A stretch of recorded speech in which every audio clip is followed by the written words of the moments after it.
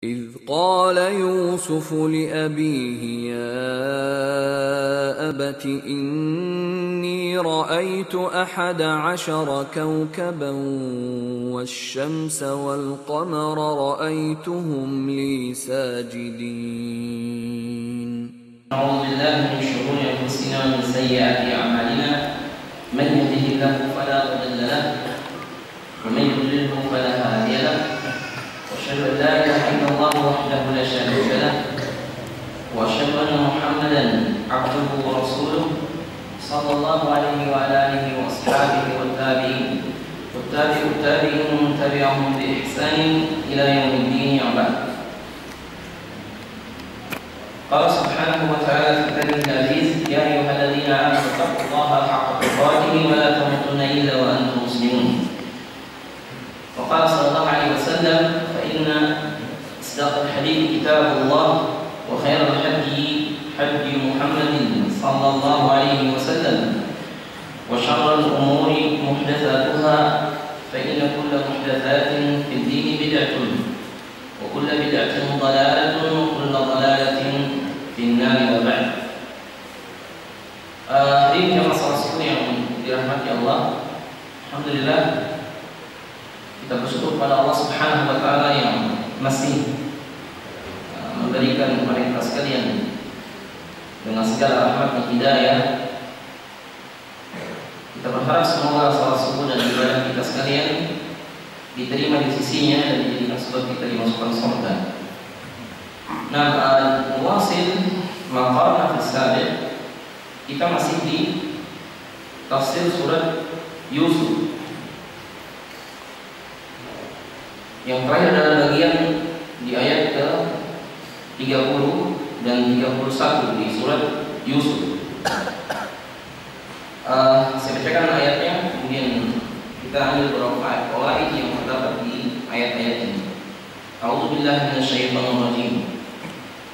Wa qala niswatun fil madinati imra'atul 'azizi turawidu fataha 'an nafsihi qad shaghafaha hubban inna lanaraha fi dhalalin mubin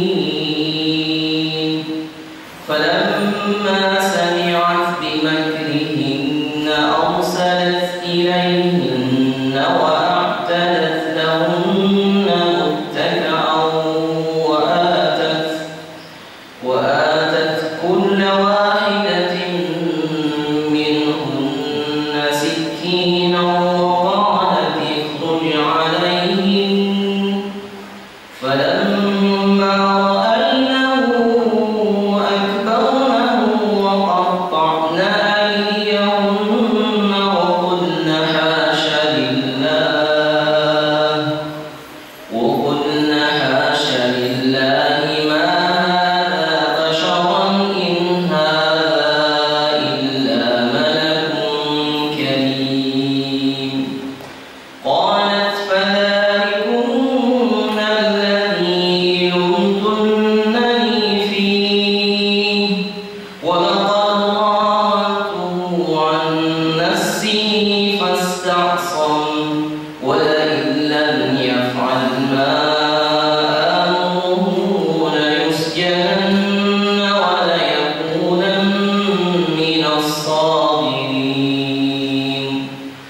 قال رب السجن أحب إلي مما يدعونني إليه وإلا تصرف عني كيدهن أصب إليهن وأكن من الجاهلين. فاستجاب له ربه فصرف عنه كيدهن إنه هو السميع العليم. ثم بدا لهم من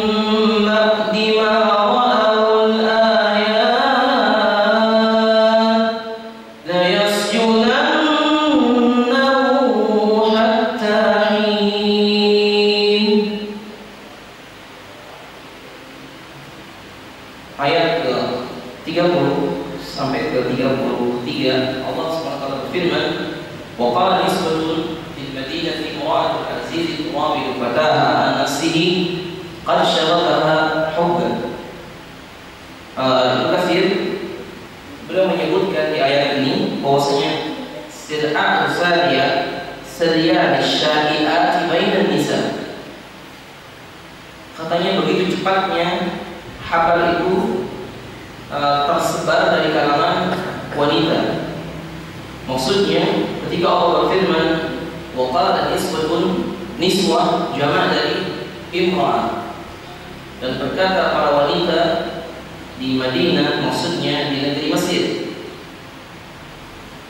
Beliau menyebutkan kalimat wa qala nisbatun maksudnya adalah jinsul insan, yakni nisa atau niswah. Maka dari itu sebagian ulama menyebutkan penyebutan anak kita dengan nama nisa harus muqayyad. Maksudnya harus ada tambahan, karena aslinya nisa itu adalah jamak untuk imra'ah. Jadi kalau seseorang dalam akad nikah menikahkan seorang wanita bernama Nisa tanpa ada belakang atau depannya, sedangkan dia memiliki beberapa anak, dikhawatirkan ada salah memahami sehingga yang dinikahkan bukan satu orang.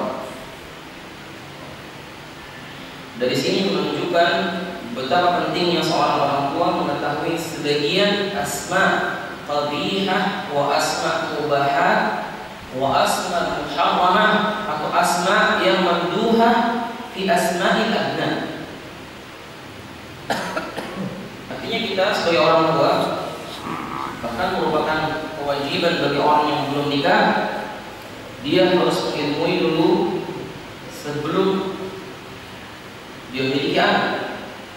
Sebagaimana seorang ketika hendak menikah, dia telah berbuat zalim kepada anaknya jika dia memilih calon dari ibu dari anak-anaknya seorang wanita yang nasidah, wanita yang durhaka.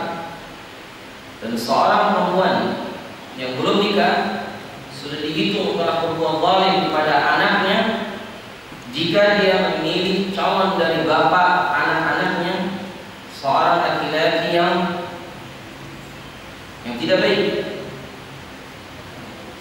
Kalau sudah terlanjur jadi istri dan suami kita, maka berusaha untuk perbaiki. Di antara nama-nama yang salah, misalnya memberi nama anak dengan nama-nama yang yang buruk, nama-nama yang madhumah dalam Quran dan hadis Nabi, nama-nama yang dibenci. Apakah nama-nama jahannam atau nama neraka misalnya, atau nama kaum-kaum yang diadab oleh Allah Ta'ala dalam Quran, atau nama-nama yang maknanya buruk, atau nama-nama yang cenderung mengarah kepada sesuatu yang buruk walaupun kelihatan indah. Seperti ada nama seorang yang ayahnya memberi nama kepada putrinya, misalnya nama-nama yang tidak baik. Misalnya contoh, ada seorang yang bernama Zulni Laila, kelihatannya indah, tapi maknanya artinya datangilah saya di waktu malam. Ini nama seorang wanita. Lebih baik nama itu nama yang menduha, yang terpuji. Begitu seorang memanggil sekaligus dia mendoakan. Kita tidak tahu berapa kali memanggil anak kita dalam sehari, di waktu yang sama dia mendoakan anaknya. Walaupun demikian, nama-nama ajam tidak mengapa. Misalnya seorang memiliki nama ajam yang tidak mengandung doa, juga tidak mengandung sesuatu yang buruk, karena nama tidak berubah hakikat. Begitu juga nama-nama sahabat Nabi, ada yang ajam banyak, cuma mereka kemudian mengganti dengan kunyah. Rasulullah pernah mengganti nama seorang yang bernama Yasar lalu Nabi menggantinya dengan Sahla. Kemudian nama yang terlanjur kita diberi nama dan nama itu mengandung makna buruk dan sulit untuk dirubah, tidak mengapa kalau sudah terlanjur. Akan tetapi jika itu belum dan masih memungkinkan untuk diganti, maka diganti lebih baik. Kalimat kiswah di ayat ini, yang dimaksud di ayat ini adalah para wanita yang mendengar kabar tentang kisahnya Imratu Aziz, yang dikatakan di ayat ini turawidu fataha an nafsihi qad syarafaha hubba, bahwa istrinya Al-Aziz, Al-Aziz bukan kepada Allah maksudnya adalah Kifir. Istrinya Kifir ini yang sering orang menamakan dengan Zulaiha, walaupun tidak ada penamaan Zulaiha di ayat ini, bahkan tidak ada riwayat yang sahih bahwa dia bernama Zulaiha. Qad syarafaha hubba, cintanya kepada Nabi Yusuf sudah syaraf. Syaraf itu cuma bahasa kitanya luber. Bagi saya namanya luber. Luber itu sudah mali. Kalau gelas diisi air, sudah keluar airnya. Kalau kapur dicelup di air merah, dibuka dalamnya, isinya kapur ini merah. Cintanya sudah luber. Ya, lebih dalam dari lautan kata orang, ya kan? Atau sudah kemana-mana diingat terus. Qad syaraf. Maka dari itu ini aslinya dilarang kepada seorang hamba karena cinta yang awal seharusnya kepada Allah Subhanahu wa taala. Dikatakan di ayat ini qad syarafaha hubba inna lanaraha fi dhalalin mubin. Kami melihat apa yang dia lakukan dalam keadaan sesat. Ini tersebar berita seperti ini bahwa Imratu Aziz dia telah demikian dan demikian, sesungguhnya cintanya telah syaraf mengalahkan segalanya dan ini dalam keadaan sesat. Falamma sami'at bimakrihin, ketika dia mendengar makar-makar wanita ini, arsalat ilaihinna wa a'tadat lahunna muttaka'a, lalu dia mengutus satu utusan mengundang mereka semua untuk datang, disediakan tempat bersandar. Kemudian wa atat kulla wahidatin minhunna sikina, dan kemudian diberikan kepada setiap tamu-tamunya sikin, pisau. Wa qalat ikhruj alaihi, lalu berkata kepada Yusuf alaihissalam, ukhruj ilaihi, keluarlah lewat engkau Yusuf alaihissalam. Falamma ra'aynahu akbarnahu wa qata'na aydiyahun, ketika Nabi Yusuf lewat, wanita-wanita ini mereka bertakbir, akbarnahu, membesarkan dia. Kemudian wa qata'na aydiyahun, dan mereka memotong tangan-tangan mereka. Wa qulna hasya lillah, dan mereka mengatakan masya Allah. Kemudian mereka mengatakan ma hadza bashara in hadza illa malakun karim, sesungguhnya dia bukan manusia, dia adalah malaikat yang al-karim, malaikat yang mulia. Ada 4 bagian di ayat ini yang disebutkan para ulama menunjukkan dahsyatnya apa yang mereka lihat. Yang pertama, ketika mereka melihat Nabi Yusuf alaihissalam, akbarnahu. Sebagian menyebutkan mufassirin, mereka bertakbir.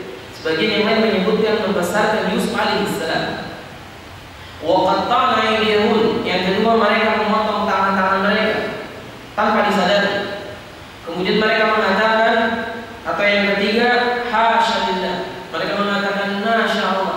Dan yang keempat, mereka bilang ma hadza bashara, ini bukan orang, in hadza illa malakun karim, ini adalah malaikat yang mulia. Syekh Muhammad bin Shalih Al-Utsaimin mengambil istinbat ayat ini sebagai dalil bahwa malaikat lebih baik bentuknya dari manusia. Ketika mereka mengagungkan, membesarkan Nabi Yusuf, mereka mengatakan ini bukan orang, ini adalah malaikat. Karena malaikat ketika menyerupai manusia, bentuknya sangat indah, sangat tampan. Dalilnya adalah kisah kaum Nabi Lut ketika melihat 3 orang tamu yang datang kepada Nabi Lut alaihissalam. Kemudian mereka mengatakan kepada Nabi Lut, berikan tamu-tamu kalian, tamu-tamu kau wahai Lut kepada kami. Berkata Nabi Lut alaihissalam, wala tukhzuni fi dhaifi, jangan kalian memalukan aku di hadapan tamu-tamuku. Kisah yang lain dari yang lain adalah hadis Nabi SAW ketika Nabi menyebutkan bahwa malaikat Jibril wajahnya seperti Dihyah al-Kalbi, wajah seorang sahabat yang tampan. Istinbat yang kedua dari ayat ini menunjukkan dahsyatnya ketampangan Nabi Yusuf alaihissalam yang dikatakan dalam hadis Nabi, Inna Yusufa syatrul hasan. Ada 2 tafsiran. Yang pertama, separuh keindahan, maksudnya adalah separuh keindahan Nabi Adam alaihissalam. Berarti Nabi Adam lebih tampan dari Nabi Yusuf alaihissalam. Tafsiran yang kedua, separuh keindahan yang Allah berikan dan separuhnya lagi diberikan kepada hamba-hamba yang lain sampai kiamat. Istinbat yang ketiga, ayat ini menunjukkan bahwasanya sesuatu yang menakjubkan menjadikan orang tidak sadar. Maka dari itu penyakit aib dibahas dalam Islam. Kalau kita melihat sesuatu yang menakjubkan, diusahakan kita mengucapkan Masya Allah atau Subhanallah. Kesalahan yang banyak hari ini di masyarakat ketika melihat yang menakjubkan, keluar kalimat-kalimat yang tidak syar'i. Misalnya, ya ampun, seperti itu. Jarangnya menyebutkan Subhanallah, Masya Allah.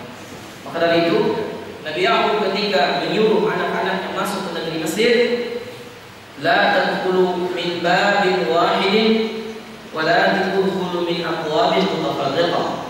Janganlah kalian masuk ke pintu satu, maksudnya masuk ke negeri Mesir dari satu jalan, tapi masuklah ke jalan yang beberapa macam. Mau di negeri kita ada yang lewat Jakarta, ada yang lewat Surabaya, dan seterusnya. Menghindar dari air, karena semua anak Nabi Ya'qub seluruhnya tampan. 11 orang anak Nabi Ya'qub seluruhnya tampan. Maksudnya Nabi Yusuf ketika di Mesir bersama Bunyamin adiknya dan kakaknya Nabi Yusuf yang paling besar, walaupun tafsirnya ada yang paling tua ilmunya, karena tidak harus yang paling awal, yang sulung awal ya. Itu lebih banyak ilmunya dari yang kedua dan ketiga.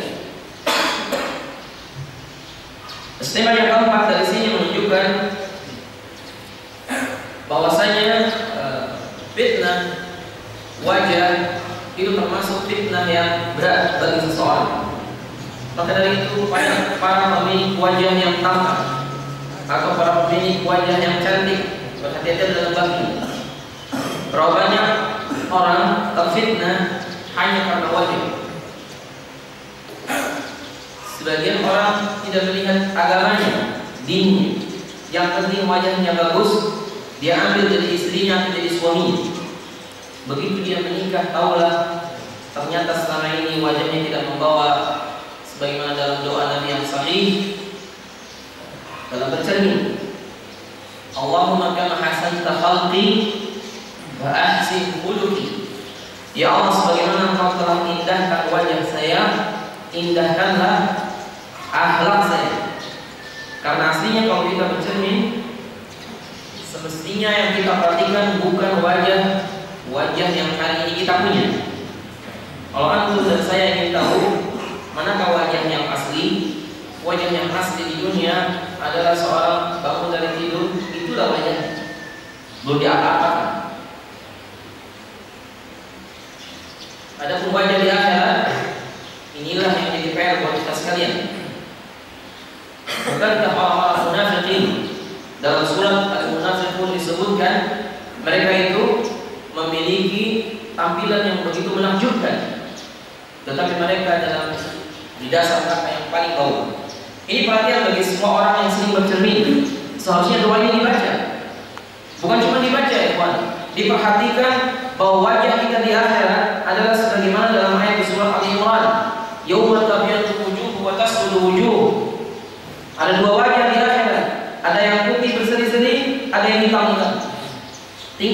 kita perhatikan ketika bercermin bagaimana wajah kita di akhirat setelah kita wafat.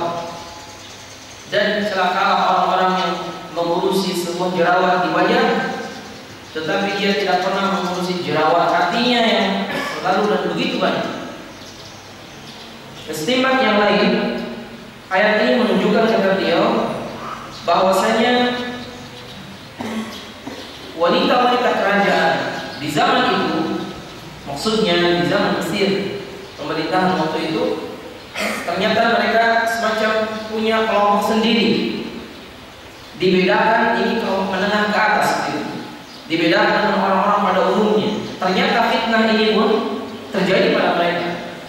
Maka itu hadir muliakan Allah.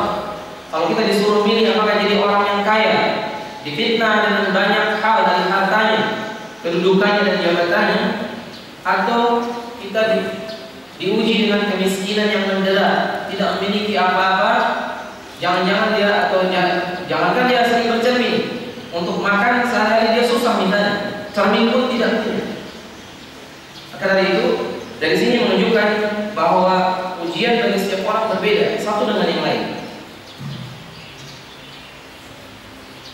Kemudian istimbat yang lain dari sini menunjukkan bahwasanya amal jawarih, mereka memotong tangan-tangan mereka. Kemudian amal lisan masuk bagian yang disebutkan di sini, ucapan itu menggambarkan bagaimana hatinya. Tadi Allah menyebutkan qad syaghafaha hubba, cintanya telah syagha, maksudnya telah sampai di ubun-ubun dan hatinya. Buktinya dari mana? Sampai tangannya dipotong itu tidak terasa. Makanya para sahabat radhiyallahu anhum ajma'in ketika mereka diamputasi pada saat luka yang tidak mungkin disembuhkan, di saat sebagian mereka terluka di perang Uhud tidak meninggal, maka ada di antara mereka yang diamputasi dipotong bagian tangannya. Kapan dikerjakannya? Dia kerjakan sholat sunnah, sholat mutlak 2 rakaat. Kemudian temannya yang satu memotong bagian tangannya di saat dia sholat. Kenapa? Di waktu itu cintanya syaraf, kehadiran hatinya kepada Allah begitu kuat, sehingga mengalahkan walaupun dia sangat sakit, itu akan mengurangi dan jauh tidak akan dirasakan ketimbang dia dalam keadaan tidak sholat. Dan ini terbalik keadaan di zaman sekarang. Kita umumnya hati kita tidak hadir di saat sholat. Justru bahkan yang hadir ketika sholat adalah hal-hal yang lain. Makanya mungkin antum dan saya akan heran. Ada seorang sahabat di saat dia menjaga perbatasan, dia berdua. Kemudian ada seorang kafir mengarahkan sebuah panah dan pas menancap di bagian punggung sahabat tadi. Dibilang kepada temannya sebelum sholat, katanya, kamu tidur duluan, wa ana haris, saya akan jaga. Dia berjaga sambil sholat. Kemudian temannya tidur, dia sholat.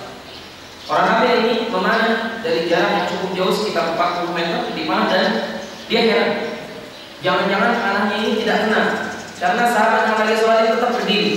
Diambil lagi panah kedua, dia ahli memanah dan kena, tapi sahabat ini masih berdiri juga. Akhirnya orang kafir ini mengambil panah yang ketiga, kemudian sahabat ini terjatuh dan pas menimpa sahabat yang lain yang tidur di sebelahnya. Sudah berlumuran darah. Yang didapatkan bahwa sahabatnya tadi ada 3 buah panah di punggungnya, dan kemudian dia baru sadar bahwa ternyata orang ini dipanah oleh orang kafir.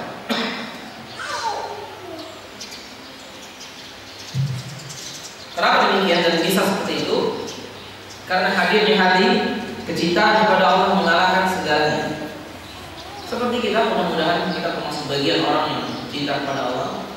Mungkin ada yang datang dari sini, ada yang jauh, ada yang harus berjalan kaki, ada yang ini bedanya. Kemudian ucapan Allah Ta'ala, qalat fadalikum alladhi lumtunani fi wa laqad rawattuhu an nafsihi fasta'sam walakin lam yaf'al ma amuru la yusjananna wa la yakuna min as-saghirin. Di ayat ini dan dijelaskan tadi sebelumnya saya lupa terlewat, ada hadis yang dikeluarkan dari Usamah bin Zaid. Hadis ini sahih dan kita sudah sering dengar, dikeluarkan juga oleh Imam Bukhari. Usamah bin Zaid ya kawan, beliau adalah putranya Zaid bin Harithah. Zaid ini dia punya laqab atau gelar, disebutkan oleh para ulama, dia adalah hibbun nabi, orang yang sangat Nabi cintai. Maka anaknya Usamah bin Zaid adalah hibbin nabi, orang yang sangat Nabi cintai, anaknya orang yang paling Nabi cintai. Zaid ini dulunya seorang budak diberikan kepada Nabi oleh Khadijah. Dahulunya Harithah ini mencari-cari anaknya dan istrinya, ketemulah di Makkah, didapatkan dalam keluarga Nabi SAW. Maka Harithah mengatakan kepada Nabi SAW, "Ya Muhammad, kembalikan atau aku akan beli Zaid berapapun harganya." Berkata Nabi SAW, "Tanyakan kepada Zaid, apakah dia ingin kembali kepada ayahnya atau bersama saya?" Begitu maknanya. Sekiranya dia mau pulang ke ayahnya, ambil saja, tidak perlu dibayar. Kemudian Zaid mengatakan, "Saya bersama Nabi, biarkan aku bersama Muhammad SAW." Dan Nabi sangat berkeinginan bahwa Zaid ini dijadikan anak angkat, sehingga Nabi hampir saja menamakan nasabnya Zaid bin Muhammad SAW.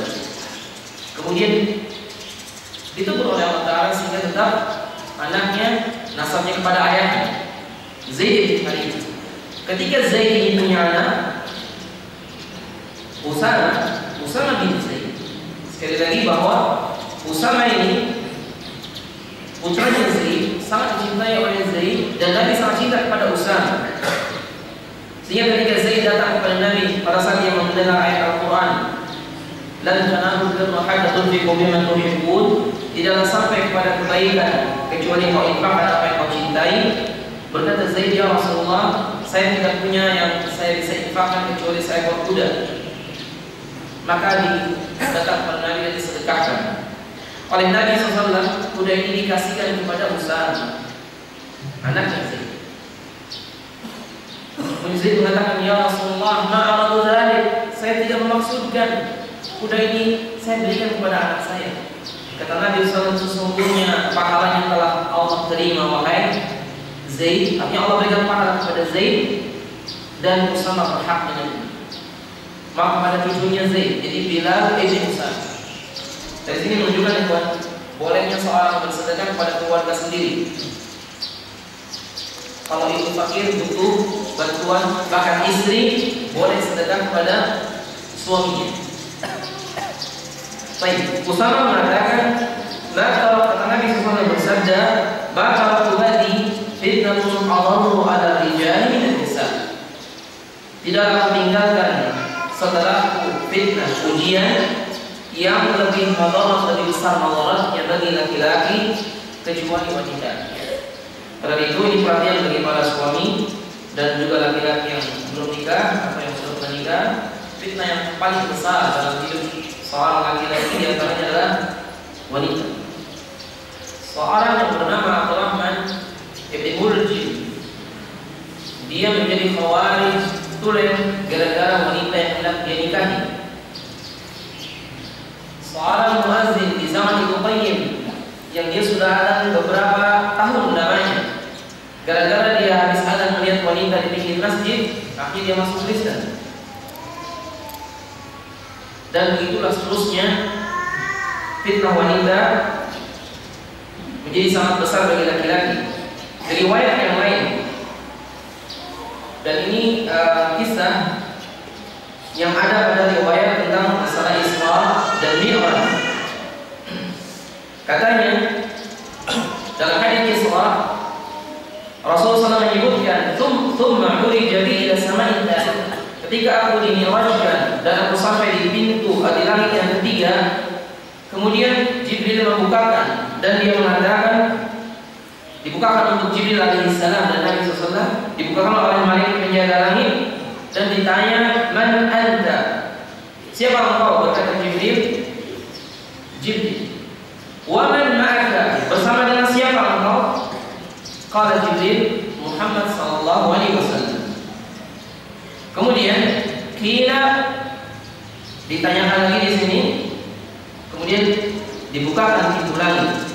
Fa idza ana Yusuf sallallahu alaihi wasallam. Di langit yang ketiga ini Nabi bertemu dengan Nabi Yusuf alaihi salam. Id huwa qad utiya syatrul hasan. Jadi antara dalil yang tadi kita sebutkan, dan Nabi Yusuf telah diberikan Allah separuh dari keindahan. Ini dalil yang menyebutkan bahwa Nabi Yusuf separuh dari keindahan yang dimiliki sebagaimana riwayat dalam Sahih Muslim, Inna Yusuf sadrul hasan. Kemudian ketika Allah Subhanahu wa taala menyebutkan ayat yang setelahnya bahwa Nabi Yusuf alaihi salam begitu dia lewat terjadilah apa yang terjadi. Qalat fadhalikun alladhi lumtunnani fi, berkata Imratu Aziz, itulah yang kalian cela saya. Artinya Zulaiha atau Imratu Aziz setiap hari melihat Yusuf, sedangkan orang-orang ini baru saja melihat sebentar.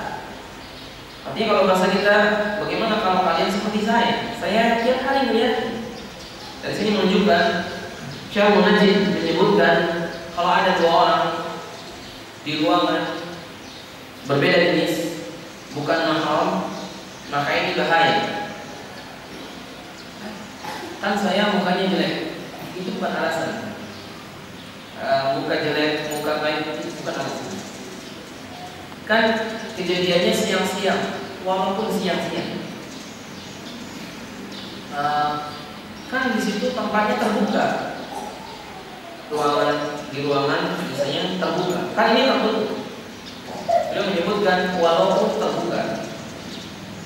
Karena Rasulullah ketika menyebutkan la yahtuwanna rajul bil mar'ah, tidak seorang berkhalwat laki dengan perempuan. Maka dari itu kalau bisa dihindar, kecuali hal yang daruri yang sangat tidak mungkin, ini yang dibolehkan. Artinya seorang wanita harus curiga kepada setiap laki-laki, walaupun dia teman dekatnya dari mulai semester 1 misalnya. Kan banyak kita mahasiswa kemana-mana boncengan. Ini sudah calon suami saya. Nanti kapan nikahnya? Kalau sudah lulus kuliahnya. Berduaan terus kemana-mana, ini nggak boleh. Termasuk diantaranya dari sini beliau menyebutkan masalah berboncengan itu dilarang kalau bukan mahram. Jadi kalau kita punya sepeda motor, ada baiknya joknya itu dikhususkan khusus mahram saja. Ada seorang ikhwan yang jadi tukang ojek, ini ada juga. Solusinya ada dua. Pertama, gimana pertama? Kalau dia mau ojek sama istrinya juga, ojeknya khusus yang laki-laki. Kalau susah ngomongnya dikasih tulisan di joknya atau di motornya, ojek khusus laki-laki. Kalau itu tidak bisa, joknya dikasih pembatas. Ada yang usul, joknya dibuat 2 meter. Dia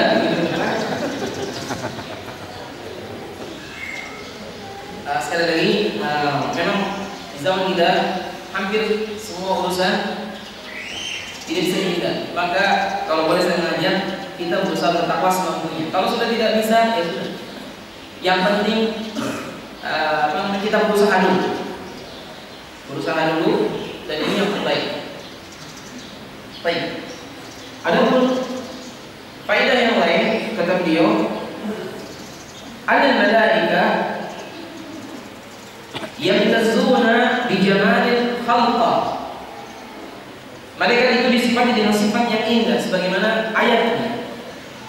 Dan beliau menyebutkan tentang keindahan Nabi Yusuf itu seperti indahnya malaikat. Di ayat ini kan lebih banyak. Ma'ana bashar.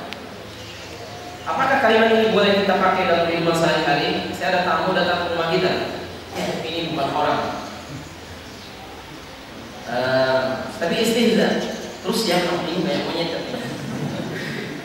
Ini nggak boleh. Karena mencela seorang hamba itu sama dengan mencela penciptanya. Kalau memuji berlebihan, sudah pernah kita jelaskan bahwa memuji ada dua hukum. Pertama yang jaiz wa mamduh, boleh dan terpuji. Yang kedua mafqud wa haram. Yang kedua dilarang atau haram dan tercela. Pujian yang boleh dan terpuji atau dibolehkan adalah pujian yang menjadikan dengan pujian jadi baik. Misalnya anak kita nulis, dia kelas SD atau TK, tulisannya itu nggak bisa dibaca, sudah gitu miring-miring. Bapaknya atau ibunya mengatakan, Masya Allah tulisannya indah sekali, tulisanmu tidak ada duanya, itu boleh. Atau suami memuji kepada istrinya, ketika istrinya salah memberikan harusnya gula dikasih garam, sebaiknya suami jangan marah, dia bilang yang terbaik sehingga istrinya dalam keadaan tidak sakit hati. Masya Allah tehnya luar biasa, nggak ada duanya. Itu dirasakan kita asing. Ini pujian yang boleh. Seperti Abu Bakar As-Siddiq ketika digigit oleh kalajengking, ketika dia bersembunyi dalam gua. Di antara riwayat yang sahih adalah Abu Bakar meneteskan keringat sehingga tetesannya kena dalam tubuh Nabi. Apa yang terjadi, Tuhan? Yang terjadi Abu Bakar menahan sakitnya di sengat kalajengking, sedangkan dia tidak ingin air terganggu dengannya. Itu luar biasa. Seperti ada riwayat yang lain, ada seorang sahabat, ra'as sahabat anna ummahu nam, dia melihat ibunya tidur. Kemudian di janibiha jub, sebelah ibunya ada lubang. Fadakhala fiha aqraban, masuklah ke dalam lubang ini dua kalajengking. Dia tanpa pikir panjang, fadakhala yadahu ila jub, dimasukkan tangannya yang satu ke dalam lubang. Disengat, kalajengkingnya keluar, dia bunuh. Tinggal satu lagi. Dimasukkan tangan yang satu ke dalam lubang tadi, disengat dan keluar, kemudian dibunuh. Ketika ditanya kenapa kau berbuat demikian, kata dia, tidak rela kalau ibuku yang disengat biar ibu disengat. Kalajengking Arab itu lain dengan kalajengking Indonesia. Nah, kalau nanti kita kayaknya mungkin belum pernah ya ada cerita, bukan di Makkah dan Madinah, di luar itu, di Jeddah. Ada seorang bercerita, katanya hati aku Jeddah. Ini kalajengking Jeddah dari bandara besar, hampir 2 kali lipat, 3 kali lipatnya kalajengking. Dan ini contoh kejadian dahulu. Si anak ini lebih suka yang tinggi daripada ibunya, dan ini jarang terjadi di zaman sekarang. Saya dan tuh bisa saksikan banyak anak-anak sekarang cuma disuruh beli gas saja sama ibunya, dia nggak mau. Alasannya sibuk mau ujian, ya kan? Dijauh bedanya. Jadi kembali ke sini, kata beliau, kebalikannya, bagaimana dengan syaitan? Tadi kan malaikat.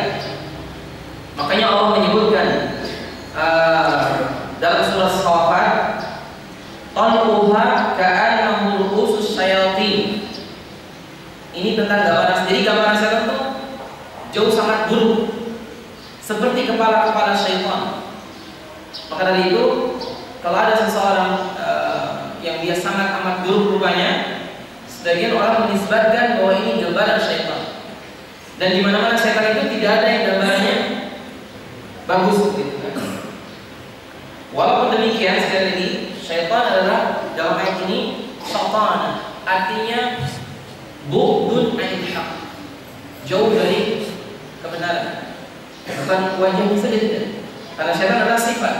Karena itu boleh seorang hamba dia mengatakan a'udzu billahi minasyaitonir rajim kepada temannya yang mengatakan gak usah ngaji.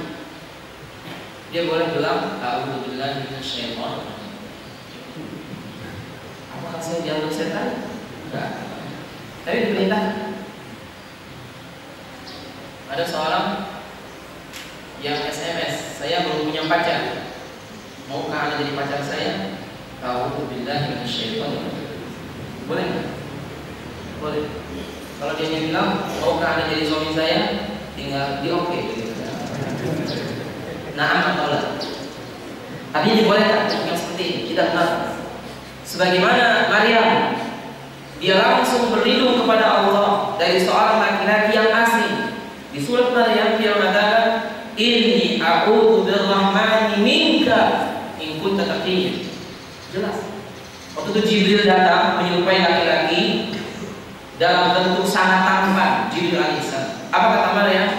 Aku berlindung kepada Allah yang Maha Rahman minka, dari kamu wahai laki-laki, in kunta taqiyyan, kalau kau orang yang bertakwa. Kata Jibril, ana rasul rabbik, saya utusan Allah, li'ahaba laki gulaman zakiyya, ingin memberitahu kepada engkau bahwa engkau akan punya anak yang cerdas. Dan ini perhatian bagi setiap wanita, kalau tiba-tiba ada laki-laki di kamarnya atau di rumahnya, boleh dikatakan seperti ini. Jangan-jangan dia Jibril kan? Iya, semua pintunya dikunci, tahu-tahu ada. Tapi kalau laki-laki ini bilang, saya makhluk dari planet Mars, sebaiknya diambil senjata ya kan? Mau sih? Karena banyak hari ini wanita yang beralasan, saya bisa seperti Maryam, punya anak tanpa ada suami, karena saya didatangi oleh makhluk dari planet Mars, lalu saya hamil. Kan gitu. Dan Maryam Zaki, punya anak Zaki, seorang yang suci, punah yang suci. Tidak seperti orang Yahudi yang mengatakan bahwa Maryam Zaki, dia berzina, dan Isa ibnu Sab, anak hasil zina. Kemudian Allah berfirman, qala rabbi as-sijnu ahabbu ilayya mimma yad'unani ilayhi. Berkata Nabi Yusuf alaihissalam, rabbi as-sijnu ahabbu ilayya mimma yad'unani ilayhi. Ya Allah, sesungguhnya penjara bagiku lebih aku sukai daripada tadi memenuhi panggilan atau keinginan mereka-mereka ini. Wa illa tasrif anni kaidahunna asbu ilayhinna wa aku minal jahilin. Sekiranya engkau hai Allah tidak menyelamatkan Nabi Yusuf alaihissalam, menggeserkan dari fitnah ini, niscaya beliau termasuk orang-orang yang bodoh. Disebutkan oleh Syekh Al-Munajjid, anna al-muslima idza khuyira baina al-ma'siyati wa baina as-sabri 'ala shiddati yakhtar as-sabr. Seorang muslim kalau harus memilih, dia bersabar dengan ujian-ujian Allah, bentuknya di sini di penjara, dan dia harus bermaksiat, maka dia memilih bersabar walaupun dizalimi. Jangan seperti laki-laki yang terjadi di zaman Bani Israel. Ketika dia mendengar jeritan seorang perempuan dalam rumah, dia datang, fa'ata ila hadzal bait, fadakhala ilaih, dia masuk ke dalam rumah ini, wa ghuliqatil abwab, dikunci pintunya. Faqalat, berkata wanita ini, alaika thalatha khiyarat, kamu punya 3 pilihan. Antazni man, berzina dengan saya, wa antashrabal khamra, atau minum khamr. Yang ketiga, au taqtula waladan, atau engkau bunuh anak kecil. Fakhtara hadzal rajul bisyurbil khamr. Laki-laki ini memilih minum khamr. Sebelum lupa, kalau kita jadi laki-laki ini apa yang dipilih? Kalau Bapak jadi yang laki-laki tadi, apa yang dipilih? Zina dengan saya, membunuh anak kecil, atau minum khamr? Gimana?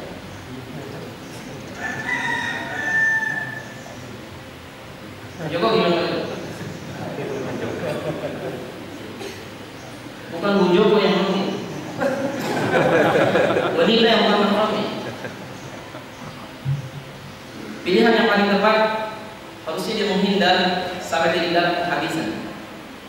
Hatta wanitanya tinggi besar, kitanya kecil, pendek, kita masih punya usaha. Kalau perlu kita menjerit, ya kan?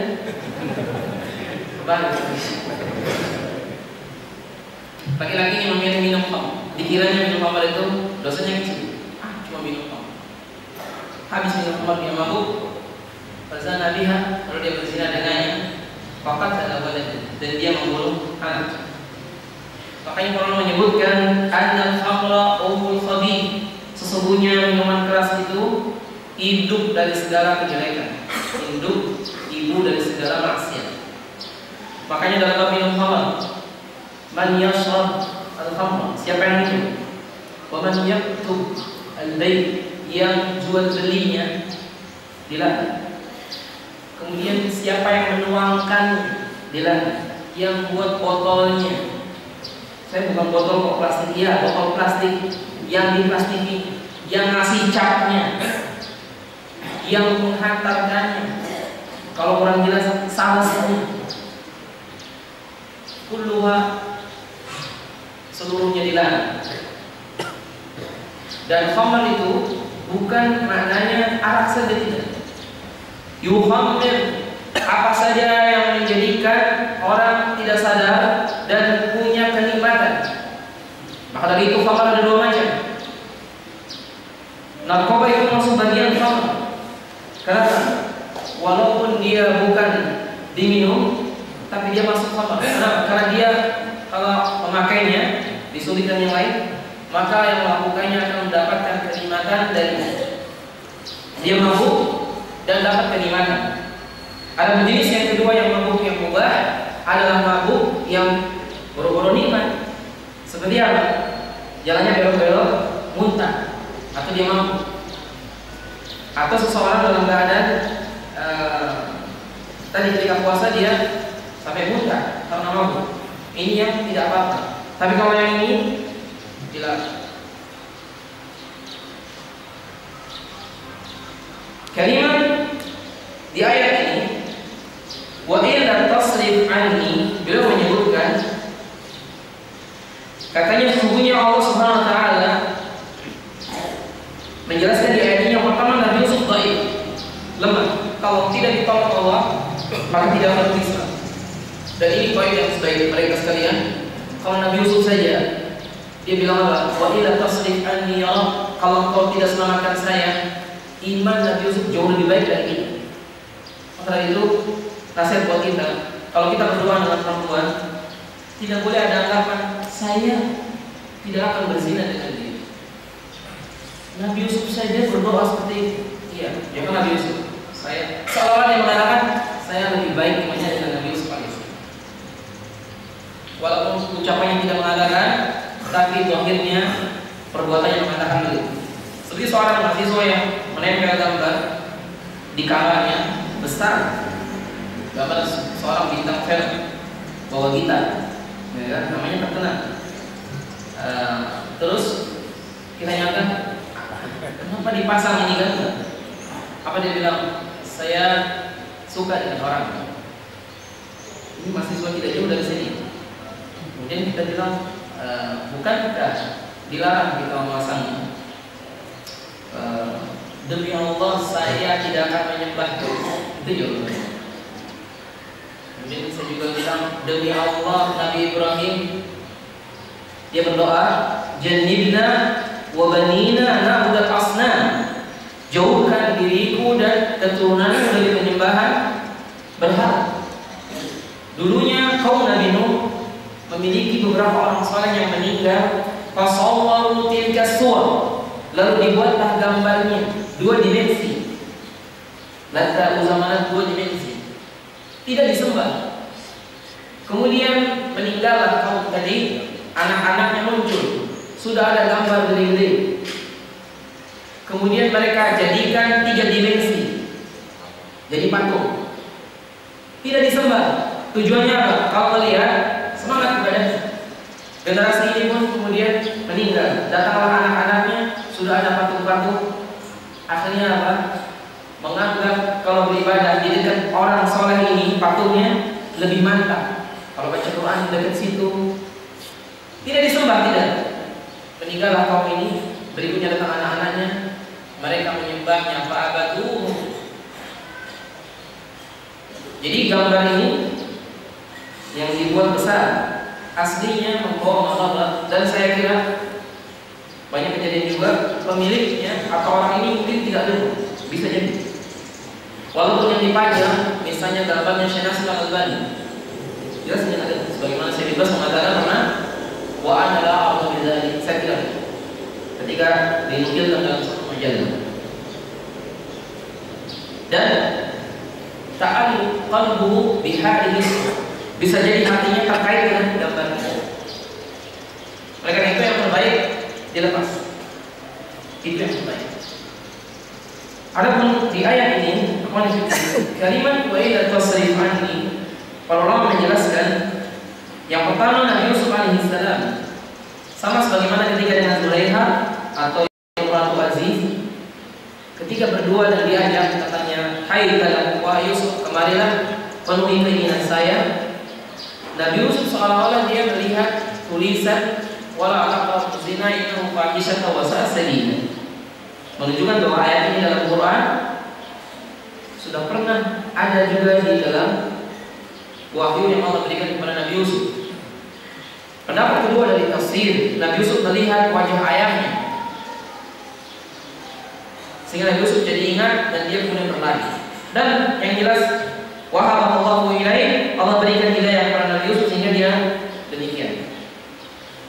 Dan ayat ini sekali lagi tidak sebagaimana orang-orang Mu'tazilah yang menafsirkan ayat-ayat tersebut. Jadi oleh karenanya banyak tafsir dalam Quran yang itu sebagian tafsirnya adalah keliru, kemudian disebutkan kepada tafsir yang sahih.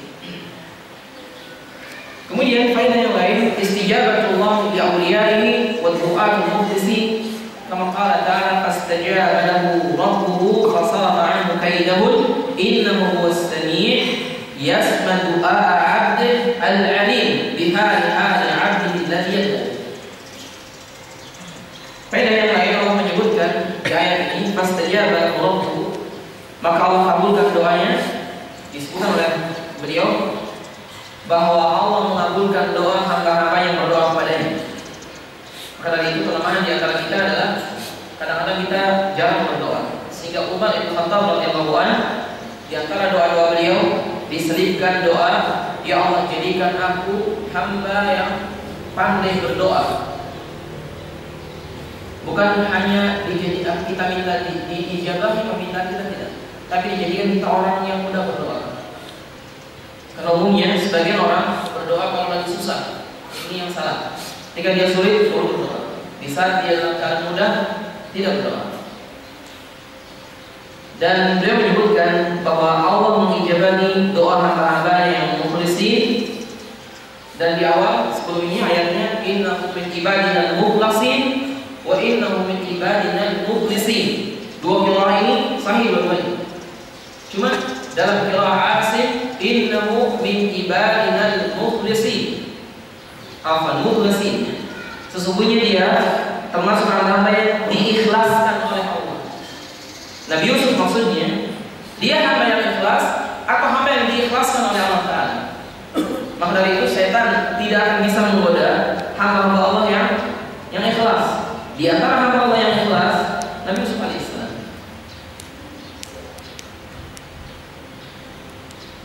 Kemudian di ayat ketiga ini menunjukkan bahwasanya di ujung ayatnya Allah Maha mendengar, Allah Maha tahu. Artinya setiap kita berusaha untuk selalu merasa diawasi oleh Allah Subhanahu wa Ta'ala. Allah mendengar, Allah Maha tahu. Ada sebagai penutup di ayat ke-36, wa dakhala ma'ahu sijna fatayan, dan datanglah atau masuklah ke dalam penjara dua orang. Qala ahaduhuma inni arani a'siru khamra, yang satu mengatakan saya memeras anggur. Kemudian yang lain, waqala al-akhar inni arani ahmilu fawqa ra'si khubza. Jadi dia biasa memberikan roti atau makanan, membuat makanan dengan tukang buat minuman anggur pada raja. Dua orang ini datang kepada Nabi Yusuf alaihissalam. Kemudian keduanya menceritakan mimpi, dan Nabi Yusuf alaihissalam kemudian memberikan jawaban. Sekali lagi sebagai penutup bahwa dua orang ini datang kepada Nabi Yusuf alaihissalam menunjukkan, kata beliau, sima as-salihin yu'raf, menunjukkan bahwa orang saleh itu kelihatan dari wajahnya, dari penampilannya kelihatan ini orang saleh. Betul, hati itu tersembunyi, tetapi buahnya hati, buahnya iman itu kelihatan dalam penampilan. Sekarang misalnya ada seseorang di tangannya penuh dengan gelang, semua jarinya ada batu akiknya, besar-besar kan? Kalau tidak boleh. Terus di lehernya ada kalung yang gede, semua tangannya ada tatonya. Tampilannya seperti orang yang tidak pernah mandi sudah 7 hari. Begitu mendekat, baunya nggak enak. Kira-kira tipe seperti ini, apakah kita bisa yakin bahwa dia orang saleh? Atau seperti seorang wanita yang dia mulia dan dia telanjang, kemudian kemana-mana atau dia di panggung jingkrak-jingkrak, apa kita bisa bilang dia wanita yang saleh? Ini siapa saleh ini orang? Kebalikannya, tampilan orang yang tadi qalihin, orang yang buruk juga dikenal. Maka dari itu, bagaimana kalau ada seseorang kelihatannya baik aslinya buruk? Itu jadi masalah. Yang jelas kita mengukur zahir. Sedikit-sedikit astagfirullahaladzim, ternyata dia penjahat. Waktu mencuri, ketika dia bersih, alhamdulillah. Sebelum mencuri basmalah dulu, ya kan? Begitu ketahuan sama pemilik rumah, astagfirullahaladzim. Jadi yang begini-begini, zahirnya saja. Kamu merasa dia yang hanya tahu adalah Allah Ta'ala. Tapi secara umum, si masalihin semua. Jadi karena itu, jangan antum coba-coba kita berbohong kepada orang yang saleh. Karena di faedah sebelumnya 10 anak Nabi Yakub berbohong kepada Nabi Yakub dengan berbagai cara. Ketika bercerita, mengarang cerita bahwa Nabi Yusuf dimakan serigala, dibawakan bajunya yang dilumuri darah seekor kambing. Kemudian mereka nangis semuanya, asa ayyakun. Lalu mereka mengatakan, kunna nal'al wa natruka Yusuf. Ya, kami bermain-main, kami tinggalkan Yusuf di dekat baju-baju kami. Fa'akala putih, lalu dia dimakan serigala. Nabi Yakub tidak percaya. Kenapa? Alasannya 2. Yang pertama, Nabi Yakub firasatnya orang saleh tidak bisa dibohongi. Maka dari itu, seorang anak kalau dia bohong sama orang tuanya, umumnya ketahuan terus. Kenapa? Urusan firasat. Karena Rasul bersabda, "Inna firasatil mu'minin." Hati-hati dengan firasatnya orang mukminin. Kalau kita mau bohong, tapi ini nggak usah, ya kan? Maksudnya, maka dari itu kalau kita sering dibohongi, ada kemungkinan tadi mungkin kita ini tipenya demikian. Artinya sangat terlalu mudah percaya kepada orang lain. Kemudian alasan yang kedua, karena Nabi Yakub berhubung dengan qarinah, dan ini dibolehkan. Qarinah ini hukum sebab akibat. Tidak mungkin ada serigala yang makan sementara dilepasin dulu bajunya baru ditekan, ya kan? Karena bajunya tidak ada yang robek. Dan ini juga kelemahan orang yang bohong, selalu ada kelemahannya. Ya kalau bohong itu ada kelemahannya. Selalu ada kelemahan, sehingga ketahuan. Di dunia ketahuan, di akhirat jelas ketahuan. Kemudian Nabi Yakub alaihissalam, dia pernah mendengar mimpinya Nabi Yusuf, dan ini mimpi kenabian, dan tidak mungkin seorang nabi meninggal ketika masih kecil. Itu tidak mungkin. Saya melihat, ya kan, bintang dan menghadap turun, tidak mungkin dia meninggal. Karena itu sekali lagi, dan ini nasihat buat kita sekalian, dusta tidak boleh menjadi menjadi satu bantuan buat kita sekalian.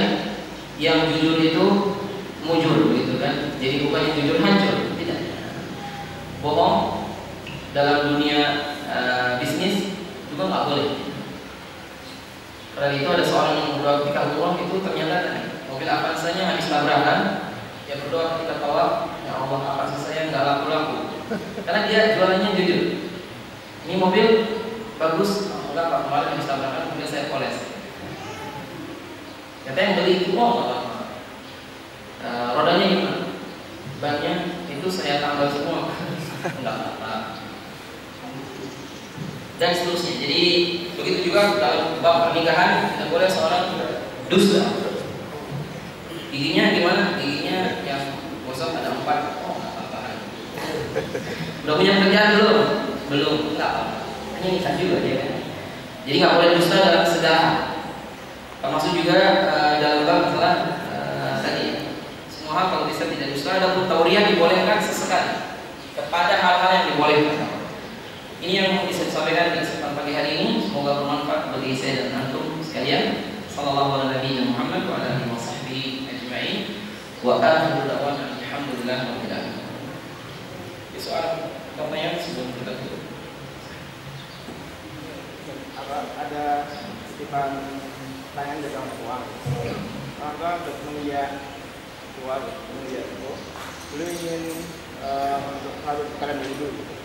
Tapi karena orang desa kan biasa lepas sandal, beliau jadi was-was apakah dengan lepas sandal itu jadi berapa gigi? Apakah sudah? Ya, yang membatalkan wudu tidak ada lepas sandal atau wudu. Kalau bahkan yang membatalkan wudu pertama adalah durat. Durat ini kentut bahasa kitanya yang ada bunyinya, namanya durat. Batal. Yang kedua kusa. Kusa ini kentut yang tidak pakai bunyi. Ini juga batal. Kemudian yang ketiga adalah khurujul mani. Keluar mani atau mani, maka dia wudu. Kemudian kalau haid jelas dia batal wudu. Dan semua yang mewajibkan mandi maka wudunya batal. Misal seorang berhubungan suami istri. Adapun melepas sandal atau makan dan minum, tadi kelewat yang termasuk membatalkan adalah makan daging onta. Daging onta yang dimaksud sate onta, opor onta, atau apa saja. Tapi onta beneran, jadi bukan ayam onta, ada kan? Maksudnya onta sungguhan, itu batal. Dan kayaknya kita agak susah orang yang daging onta.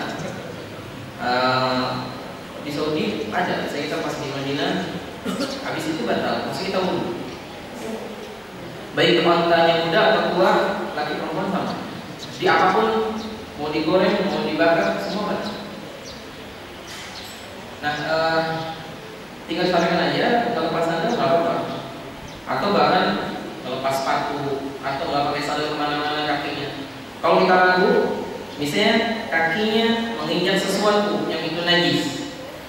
Kalau Rasulullah menyebutkan kalau pakai sandal menginjak sesuatu, maka kalian sambil turab, fa'innahu lahu tahur. Gosokkan dengan tanah, maka itu sebagai pensuci.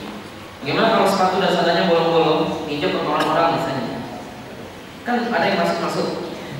Saya ingin menjelaskan fa'amma baqiyatuhu, ada pun sisanya la ta'sabihi, tidak mengapa. Karena pernah datang seorang wanita kepada Nabi bertanya tentang darah haid yang sudah dicuci.